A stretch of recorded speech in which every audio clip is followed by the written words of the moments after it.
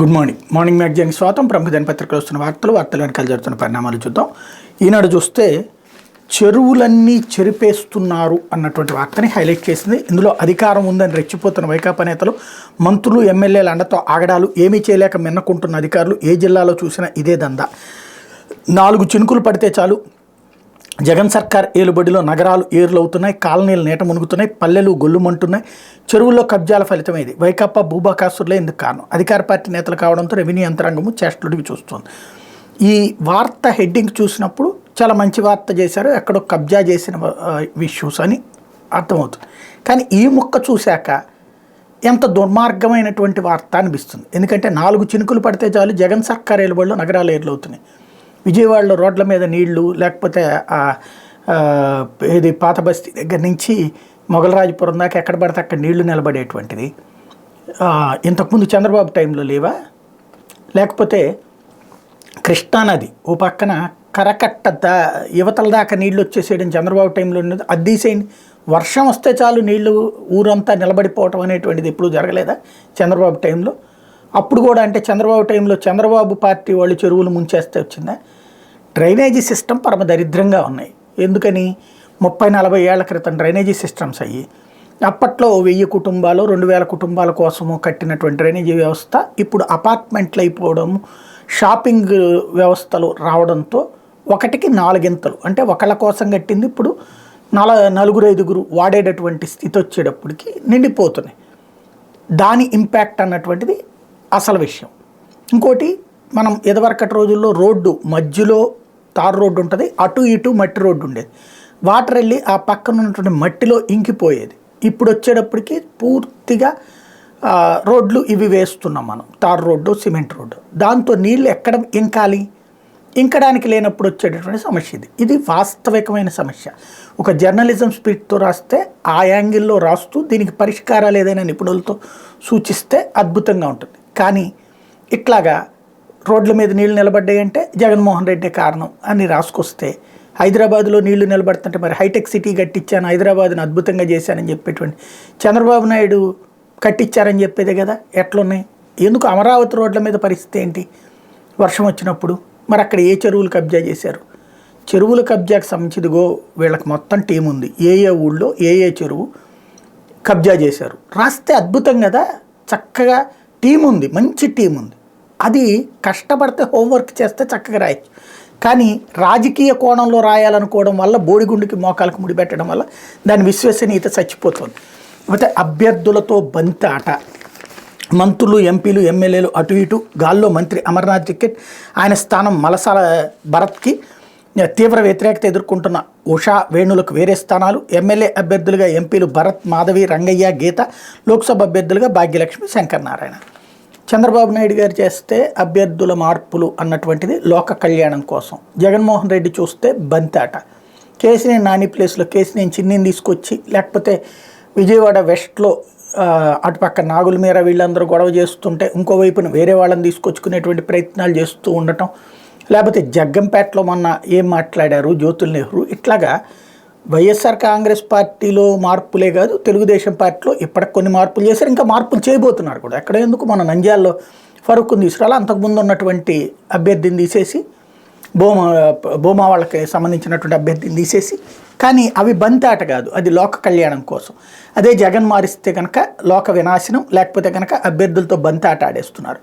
బాబు ఏం చేసిన శృంగారం, జగన్ ఏం చేసిన విచారం అని రాసుకొచ్చేటటువంటి వార్తల వ్యవహార శైలికి సజీవ సాక్ష్యం. లేకపోతే దళితులుగా పుట్టడం మా నేరమా, దళితులుగా పుట్టడం మేము చేసిన నేరమా, పాపమా, అదే మా కర్మన, నా ఎస్సీలు అంటూ మీరు మాట్లాడమే తప్ప దళితులమైన మాకు న్యాయం చేయడం లేదు, మాకు ఎక్కడైనా అధికారం ఇవ్వలేదే అంటూ పూతలపట్టు వైకాపా ఎమ్మెల్యే ఎంఎస్ బాబు సీఎం జగన్ను ఉద్దేశించి చేసిన వ్యాఖ్యలు రాష్ట్రంలో సంచలనం సృష్టిస్తున్నాయి. దళితుల ఎమ్మెల్యేలుగా ఉన్న నియోజకవర్గాలను మార్పులు చేస్తున్నారు. అదే ఓసీలు ఎమ్మెల్యేలు ఈసారి ఓడిపోతారంటున్న వారినే కొనసాగిస్తున్నారు అనడం ఆ పార్టీ వర్గాల్లో చర్చనీయాంశమైంది. ఇప్పుడు నా పనితీరు బాగాలేదని సర్వే నివేదికలు అనుకూలంగా లేవని చెప్తున్నారు. 2019 ఎన్నికల్లో ఏ సర్వే చూసి నాకు టికెట్ ఇచ్చారని ముఖ్యమంత్రిని ప్రశ్నించారు. మంగళవారం చిత్తూరులో తన కార్యాలయంలో విలేకరులతో మాట్లాడుతూ ఇది ఖచ్చితంగా మంచి వార్తే, నో డౌట్.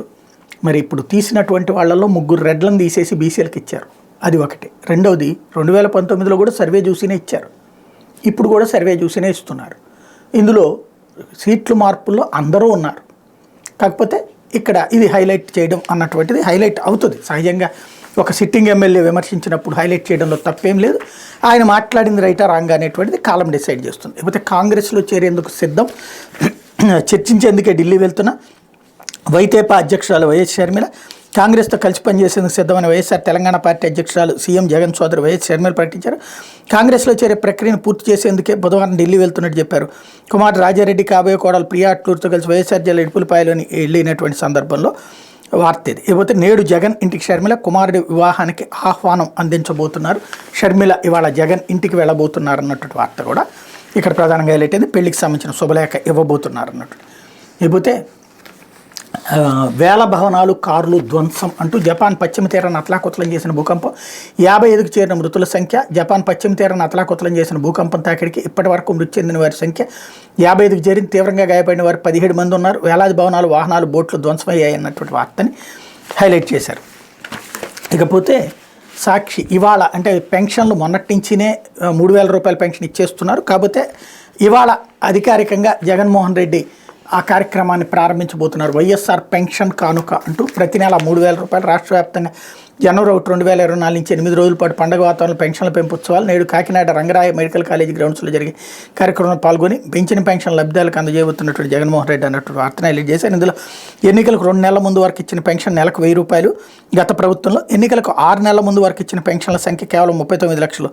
సగటును ఖర్చు చేసిన మొత్తం నెలకు 400 కోట్లు మాత్రమే అంటూ. అదే జగన్ వచ్చిన తర్వాత 3000 రూపాయలు ఇప్పుడు ఇస్తున్నారు. ఇది కూడా 3 నెలల ముందే కదా. పెన్షన్ల సంఖ్య 66.34 లక్షలు. జగనన్న ప్రభుత్వం పెన్షన్లపై చేస్తున్న ఖర్చు నెలకు 1968 కోట్ల రూపాయలు అన్నటువంటిది హైలైట్ చేశారు. జనవరి 1, 2024 నుండి 66.34 లక్షల పెన్షన్లపై ఏటా చేయనున్నవి 23,556 కోట్లు. జగన్ ప్రభుత్వం అధికారులకు వచ్చినప్పుడు ఇప్పటి వరకు పెన్షన్ల ద్వారా అందించింది 83,526 కోట్లు అన్నటువంటి వార్తని హైలైట్ చేశారు. ఇకపోతే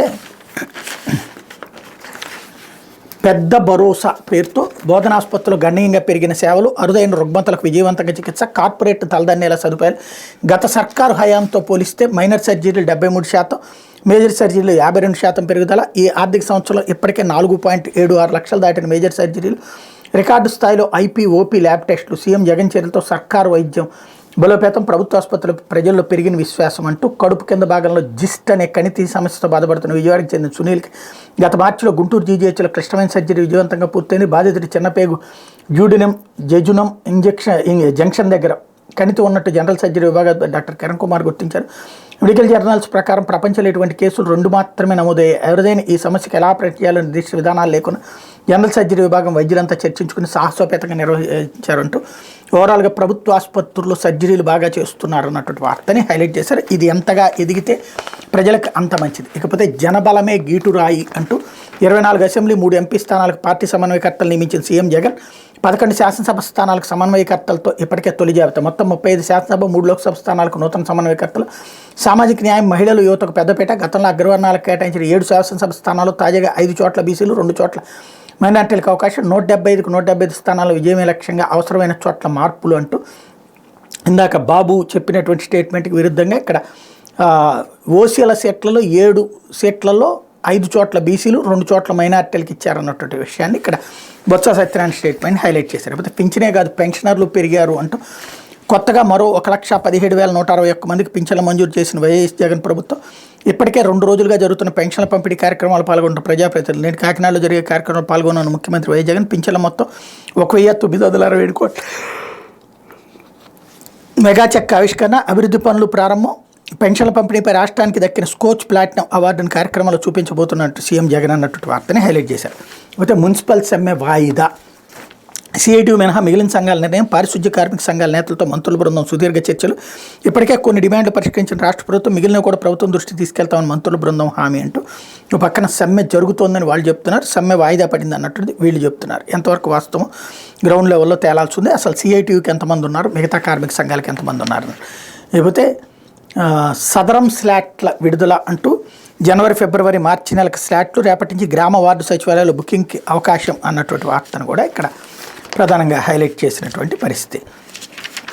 ఇకపోతే వాయుసేనలో శిక్షణాధికారిగా రైతు బిడ్డ అంటూ ఫ్లయింగ్ ఆఫీసర్గా ఎంపికైన అనకాపల్లి జిల్లావాసి దేశ రక్షణ విభాగానికి మరో అధికారిని ఇచ్చిన బెన్నవోలు.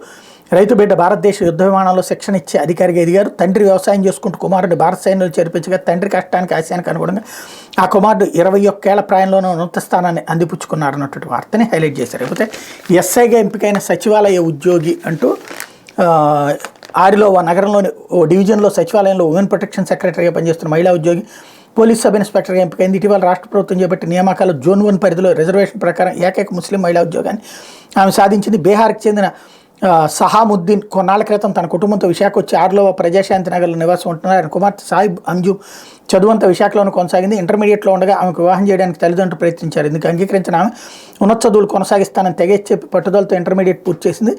అనంతరం ఆంధ్ర యూనివర్సిటీలో బీటెక్ చదివింది. తర్వాత నగరంలో ఓ కోచింగ్ సెంటర్లో ట్యూటర్గా పనిచేస్తూ ఏయూలో ఎంటెక్ కూడా పూర్తి చేసింది. రాష్ట్రంలో 2019లో భారీ ఎత్తున చేపట్టిన సచివాలయ ఉద్యోగాల భర్తీలో ఉద్యోగం పొంది ఉమెన్ ప్రొటెక్షన్ సెక్రటరీగా ఉద్యోగం సాధించి అంబుసరన్ కాలనీ సచివాలయంలో పనిచేస్తూ 2021లో ఆమెకు పశ్చిమ గోదావరి జిల్లా మార్టేరు గ్రామానికి చెందిన మహమ్మద్ సాదిక్తో వివాహమైంది. జోన్ 1 పరిధిలో ముస్లిం మహిళా కోటాలో ఒకే ఒక్క ఉద్యోగం ఉందని 300కి 202 మార్కులు సాధించి ఆ ఒక్క ఉద్యోగాన్ని దక్కించుకున్నానని ఆనందం వ్యక్తం చేశారు. సివిల్స్లో ఐఏఎస్ సాధించాలని తన లక్ష్యమని అంజుమ్ చెప్పారన్నటువంటి వార్తను కూడా ఇక్కడ హైలైట్ చేశారు. లేకపోతే కట్టలు తెగిన అక్కసు అంటూ దుర్భిక్ష రాయలసీమ పచ్చబడుతుంటే జీర్ణించుకోలేని రామోజీ గాలేరు నగరి హందిర్నేవా ద్వారా కృష్ణా జలాలు గరిష్టంగా రాయలసీమకు తరలిస్తున్న సీఎం జగన్. రైతుల్లో సీఎం వైఎస్ జగన్కు రోజురోజుకు పెరుగుతున్న మద్దతు. ప్రజలు చంద్రబాబు మోహన్ కూడా చూడరన్న భయం. గాలేరు నగరి హందిర్నేవా ప్రాజెక్టులో కమిషన్లకే బాబు పరిమితం. ఆ ప్రాజెక్టుల పనులు శరవేగంగా చేయిస్తున్న సీఎం జగన్ అంటూ జగన్మోహన్ రెడ్డి పాలనలో రాయలసీమ అభివృద్ధి పదంలో దూసుకుపోతుంది. నిన్న ఈనాడు వార్తకు కౌంటర్ వేసుకొచ్చారు. ఇందులో గత 55 నెలలుగా శ్రీశైలం ప్రాజెక్టు నుండి కృష్ణా జలాలను గరిష్టంగా ఒడిచిపెట్టి గాలేరు నగరి హందిర్నేవా తెలుగుగంగా ఎస్ఆర్బీసీల ద్వారా మళ్లిస్తూ దుర్భిక్ష రాయలసీమను సీఎం వైఎస్ జగన్మోహన్ రెడ్డి సస్యామలం చేస్తున్నారు. దీంతో రాయలసీమ రైతులు జగన్కి ఆదరణ రోజురోజుకి పెరుగుతోంది. టీడీపీ అధ్యక్షుడు చంద్రబాబు రాజకీయంగా ఉనికి కోల్పోతున్నారు. ఇదే రామోజీ కడుపు మంటకు కారణం. అధికారంలో ఉన్నప్పుడు చంద్రబాబు చేసిన తప్పిదాలు మోసాలు దోపిడీని కప్పిపుచ్చుతూ సీఎం వైఎస్ జగన్పై బురజల్లుతూ పచ్చి అబద్ధాలతో ఈనాడు టన్నుల కొద్దీ కథనాలను అచ్చేసి వికృతానందం పొందుతోంది అన్నటువంటి వార్తను ఇక్కడ ప్రధానంగా హైలైట్ చేశారు. జగన్ అధికారంలోకి వచ్చిన తొలి ఏడాది 1000 కోట్లతో నిర్వాసితులకు పునరావాసం కల్పించడం ద్వారా గండికోటలో 2020-21 నుంచి ఏటా పూర్తి సామర్థ్యం మేరకు 26.85 టీఎంసీలు నిల్వ చేస్తూ ఆయకట్టుకు నీళ్లు అందిస్తూ రైతులకు దన్నుగా నిలుస్తున్నారు. అవుకు వద్ద 2వ సొరంగాన్ని పూర్తి చేసి జాతికి అంకితం చేసి ప్రస్తుత డిజైన్ మేరకు 20,000 క్యూసెక్కులను తరలిస్తున్నారు. సర్వరాయ సాగర్, పైడిపాలెం, వామికొండ సాగర్లో మిగిలిన పనులు 35,000 ఎకరాలకు నీళ్లు అందించడానికి డిస్ట్రిబ్యూటరీ పనులకు 130 కోట్లతో చేపట్టారు. ఆ పనులు శరవేగంగా సాగుతున్నాయి. వాతావరణ మార్పుల వల్ల శ్రీశైలానికి వరద వచ్చే రోజులు తగ్గిన నేపథ్యంలో వరద వచ్చిన రోజుల్లోనే గాలేరు నగరిపై ఆధారపడే ప్రాజెక్టులు నింపేలా కాలువల ప్రవాహ సామర్థ్యాన్ని 30,000 క్యూసెక్కులకు పెంచుతూ వైఎస్ జగన్ చేపట్టిన పనులు వేగంగా సాగుతున్నాయి. ఇవేమీ రామోజీకి కనిపించట్లేదు అన్నటువంటి వార్తని హైలైట్ చేశారు. లేకపోతే ఆంధ్రజ్యోతి రేపే కాంగ్రెస్లోకి అంటూ రాహుల్ ఖర్గే సమక్షంలో చేరనున్న షర్మిల పార్టీ ముఖ్యులతో భేటీ. కాంగ్రెస్లో చేరికపై స్పష్టత. తనకు ఏఐసీసీలో చోటు, ఏపీ బాధ్యతలు ఇస్తారని వెల్లడి. తెలంగాణలో మేము పోటీ చేయనందుకే కాంగ్రెస్కి అధికారం. మా త్యాగానికి విలువిచ్చి కాంగ్రెస్లో చేరాలని ఆహ్వానం. ఆ పార్టీతో పనిచేయాలని ఇదివరకే నిర్ణయించాం. ఇడుపులపాయల వైఎస్ షర్మిల వెల్లడి. వైఎస్ సమాధి వద్ద కొడుకు పెళ్లి పత్రిక ఉంచి ఆశీర్వాదం తీసుకుంది. మరొక వైపున అన్నా మేనలుడి పెళ్లికి రా అంటూ కొడుకు వివాహానికి జగన్ ఆహ్వానించున్న షర్మిల నేడు తాడేపల్లిలో భేటీ. వెంటనే గన్నవరం నుంచి ఢిల్లీకి వెళ్తుంది అన్నటువంటి వార్తను హైలైట్ చేశారు. లేకపోతే మార్పులు మంటలు అంటూ మరో 24 మంది వైసీపీ సిట్టింగులు అవుట్. మంత్రి గుడివాడ అమర్నాథ్పై జగన్ వేటు. ఎంపీ గోరంట్ల మాధవ్కు మొండి చేయి. గొల్లబాబురావు, మల్లాది విష్ణుకు కూడా వైసీపీ ఇన్ఛార్జీల 2వ జాబితా విడుదల అన్నటువంటి వార్తను ఇక్కడ హైలైట్ చేశారు. ఇందులో వైసీపీకి దాడి, ఫ్యామిలీ రాజీనామా, ప్రజల్లో ఉన్న మాపై వ్యతిరేకత, కోట దాటని జగన్పై అభిమానం, జనం బాధలు తెలుసుకునే ప్రయత్నం మాది, ఓట్లను కొని కమర్షియల్ రాజకీయం అయింది, కార్పొరేట్ రాజకీయంతో వ్యవస్థల ధ్వంసం, సీఎంపై వైసీపీ ప్రజాప్రతినిధుల ఆగ్రహం అంటూ మరి చంద్రబాబు నాయుడు చేసేది రాబిన్ శర్మ కార్పొరేట్ కాకుండా అదేమన్నా గల్లీ సంస్థ కాబట్టి చంద్రబాబు నాయుడు చేస్తే అది శృంగారం, జగన్ చేస్తే విచారం అని రాసుకొస్తారు కాబట్టి అది నడుస్తుంది. ఇందులో మళ్ళీ బడుగులే బలి అన్నటువంటి వార్తను ఇందాక సాక్షిలో చూసాం కదా, ఎంతమందికి మార్చారు అన్నట్టు. ఓసీలను తీసి బీసీఐలకి మైనార్టీలకి ఇస్తే అక్కడ అది కాకుండా ఈ కోణంలో రాసుకొస్తారు. ఇది కామన్గా ఉండేది. లేకపోతే రా కదలిరా టీడీపీ రణనినాదం. ఆ పేరుతోనే 12 రోజులు 22 చోట్ల సభల నిర్వహణకు నేతల పోటీ. సభల లోగోలో జనసేనకు చోటు. వైసీపీ నేతలు వచ్చేస్తామంటున్నారు. అచ్చెన్న రా కదలరా అన్న పేరుతో రాష్ట్ర వ్యాప్తంగా బహిరంగ సభలు నిర్వహించాలని ప్రధాన ప్రతిపక్షం టీడీపీ నిర్ణయించింది. పార్టీని స్థాపించే సమయంలో దివంగత ఎన్టీ రామారావు తెలుగుదేశం పిలుస్తోంది రా కదలరా అని ఇచ్చిన నినాదానికి అశేష తెలుగు ప్రజానికి మంత్రముగ్ధులయ్యారు. టీడీపీ హక్కును చేర్చుకున్నారు. ఇప్పుడు అదే స్ఫూర్తితో ఆ నినాదాన్ని పేరుగా మార్చుకుని ఎన్నికల రంగంలోకి దిగాలని టీడీపీ నిర్ణయించింది. రా కదలి రా పేరుతో ఈ నెలలో 12 రోజుల్లో మొత్తం 22 సభలు నిర్వహించాలని ఆ పార్టీ తలపెట్టింది. 22 లోక్సభ స్థానాల పరిధిలో ఒక్కొక్క చోట ఒక్కొక్క సభను నిర్వహించబోతున్నారు. మిగిలిన 3 లోక్సభ స్థానాల పరిధిలో ఎక్కడ నిర్వహించే త్వరలో నిర్ణయించున్నారు. రా కదలరా సభలపై మంగళవారం టీడీపీ రాష్ట్ర అధ్యక్షుడు అచ్చెన్నాయుడు మీడియాతో మాట్లాడుతూ రా కదలరా సభలో పార్టీ అధినేత చంద్రబాబు పాల్గొంటారు. తొలి సభ ఈ నెల 5న ఒంగోలు లోక్సభ స్థానం పరిధిలో కనిగిరిలో జరగబోతుంది. ఈ నెల 18న పార్టీ వ్యవస్థాపకుడు ఎన్టీఆర్ వర్ధంతిని గుడివాడలో ఘనంగా నిర్వహించనున్నాం. ఈ 2 రోజులు మినహా మిగిలిన రోజుల్లో రోజుకి 2 చొప్పున సభలు జరగబోతున్నాయి అన్నటువంటి చెప్పారన్నటువంటి వార్తని హైలైట్ చేశారు. అయితే పింఛన్లపై అవే పెట్ట కథలు, పదే పదే పరనింద అంతేలేని అబద్ధాలు. చంద్రబాబు ఇచ్చింది 1000 అనట, మరి కాదా? అట్లాగే జగన్ వచ్చే నాటికి 39 లక్షల పెన్షన్ లేనట, అవునో కాదో లెక్క తీసి 2018 డిసెంబర్ నాటికి ఎన్ని వచ్చినాయి, 2019 జగన్ వచ్చే నాటికి ఎన్ని వచ్చినాయి అనేది లెక్క తీస్తే సరిపోతుంది కదా, అది రాస్తే సరిపోతుంది కదా. ఆశాంతం తలకిందుల అంకెల గారడి, వాస్తవాలకు భిన్నంగా ప్రకటనలు జారీ. బాబు వచ్చేటప్పటికి పెన్షన్లు 35 లక్షలు, జగన్ పగ్గాలు చేపట్టే నాటికి 54 లక్షలు.